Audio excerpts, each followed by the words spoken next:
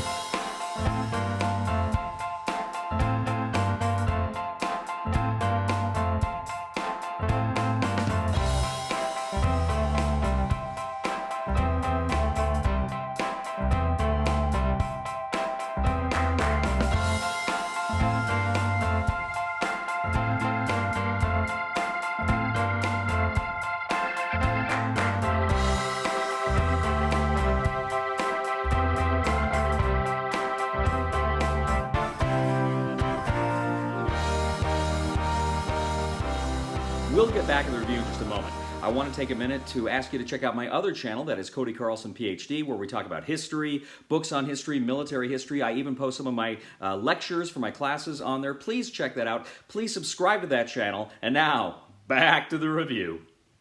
In Distilled, 1 to 5 players take on the roles of various distillers as they attempt to create the greatest concoctions, the greatest spirits of them all, and gain the most spirit points. Players are going to go ahead and set up a market with some basic ingredients as well as some premium items there that they're going to be able to use during the course of the game. They're going to get their own kind of distillery shop that's got spaces where they can add upgrades throughout. They're also going to get their own unique distiller card telling them who they are, what their background is, and kind of some of the special things they can do. You're also going to take your very own kind of special recipe that's associated with that person. On the scoreboard, you're also going to have various spirit labels, which are the labels that you'll be producing over the course of the game. Players are also going to get kind of their own, I can't remember what they're called, tasting flight cards or something, where these are the recipes that they're going to use in order to create these concoctions. Players are also going to get 3 gold cards. About halfway through the game, you're going to get rid of them, so you can only possibly score 2 of them. Now, the game takes place over 7 rounds, and over these 7 rounds, each round you can really only produce 1 spirit. You can only produce 1 thing here, so you got to be very careful and deliberate over the course of that round. Now, the first phase is the market phase. Essentially, you're going to go ahead and take turns purchasing various ingredients and items from the board.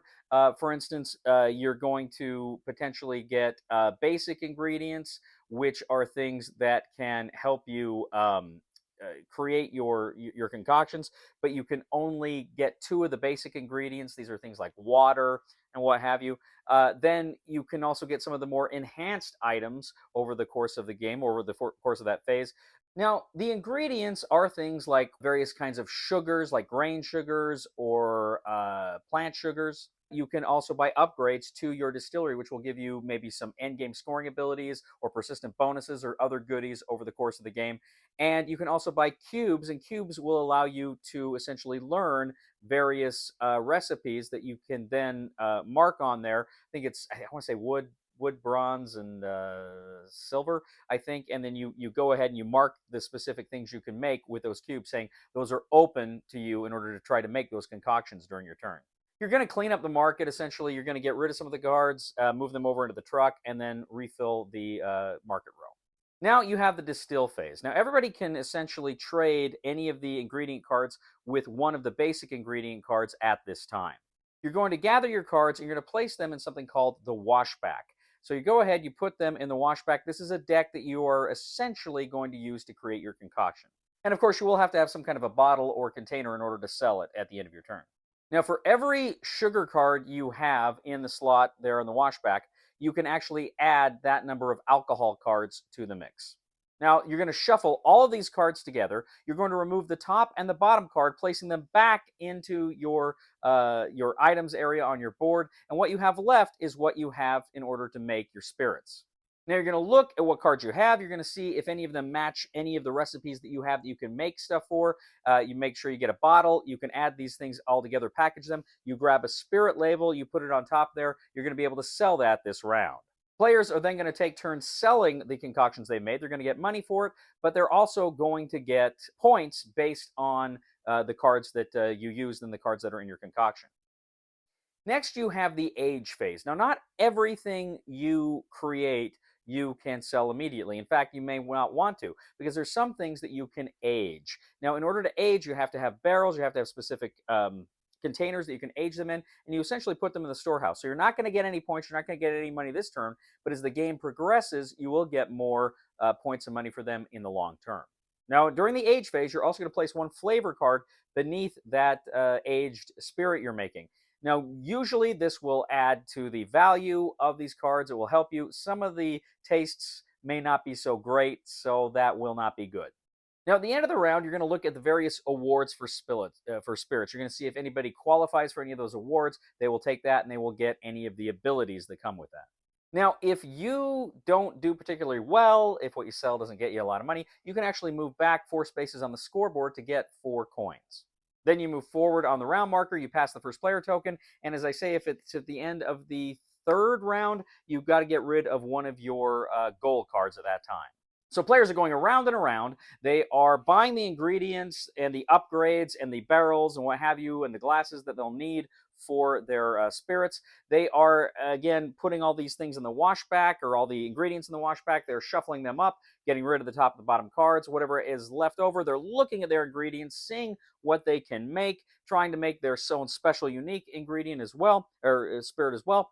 And they are playing those cards. They are getting money. They are getting points. And of course, they are aging some of those things as well.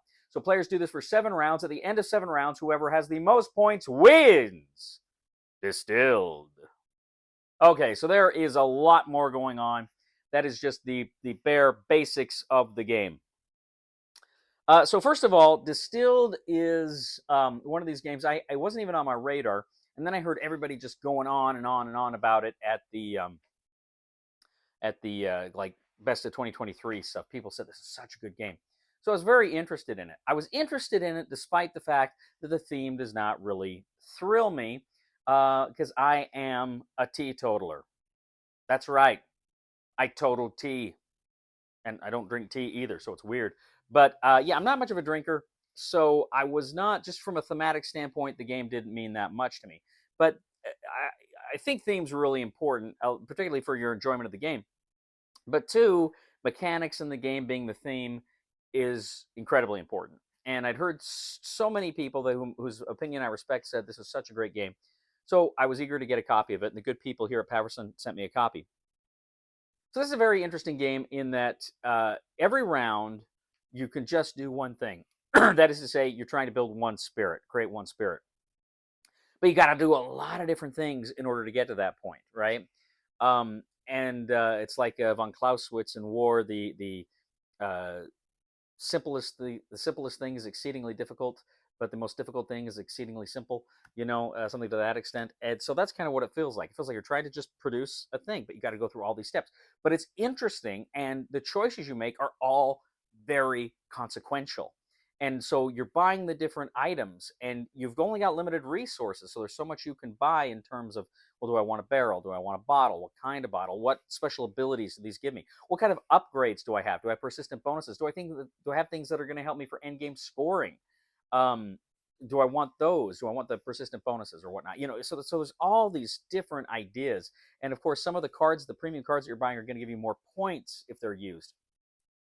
And then, of course, you shuffle them together. So it's a deck building. There's a deck building aspect here. You shuffle them all together. You get rid of the top and the bottom cards, which go back in your area, which is good, so you can use them again. But it's so interesting to see all this come together, and then you present ingredients into the spirit, and you make something fun and interesting and unique here. Let me just be clear, because I want you to understand my feelings on this game, and I don't want there to be any mistake. First of all, I think this is a phenomenal game. I think this is a great game in terms of what you've got to do, what your limitations are, what your abilities are. And again, just that the tough choices that come in this game just make it amazing for me. That combined with the deck building aspect, and you just produce the one thing, which you would think would not be that much fun, but it is. It's amazing. So mechanically, I think this game is freaking awesome. And I think if you're somebody that enjoys a good drink, you may appreciate this on a whole different level. Now, having said all that, I'm going to tell you right now, um, I'm probably not going to keep this one. In fact, I'm probably going to give it to Ray, who really liked it a lot more than I did, and I liked it a lot, to be sure. But I just feel like the theme doesn't offend me at all. Don't misunderstand me. And I knew certainly what this game was when as I say, when I started it. But with the theme, I just don't know that I'm going to reach for it as much as I would otherwise. And again, that's just kind of a personal thing. I'm not much of a drinker. The theme doesn't really resonate with me. But I still think it's a great game. I think it's a fantastic game. And one of the reasons why I'm giving it to Ray is because I know if I want to play it, we can still play it, right? But I just don't know that I'm going to put it on my collection. And again, it's not that I'm offended by it or anything. And in fact, if Ray didn't like it as much as he did, I might keep it myself. But I just think Ray will appreciate it more than I do.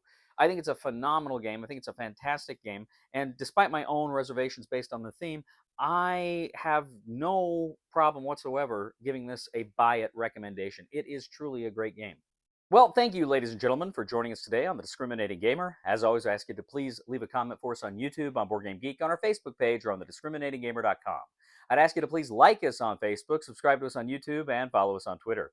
I'd also ask you, ladies and gentlemen, to please check out my other channel, that is Cody Carlson, PhD, where we talk about military history, books on history, fun things like that. I'd ask you to please check that out, and please subscribe. It would mean a lot to me. I'd also ask you to please give a thumb to this video on Board Game Geek. And if you really do enjoy the content we bring to you, ladies and gentlemen, I'd ask you to please click on the Super Thanks button and leave a tip. Let me tell you, ladies and gentlemen, you know how much my fiance spends on a bottle of wine? About 20 minutes. Please somebody help me on my feet again. And I don't know where I'm going, and I don't know where I've been. Please somebody help me on the solid ground. It's a long time, and I'll be dying. Once a year I wind up in the band. Turn to Haunt 1, you're a Witch werewolf. Hunt in the Secrets of Survival. Okay. We must kill the witch before the witch kills us. Oh,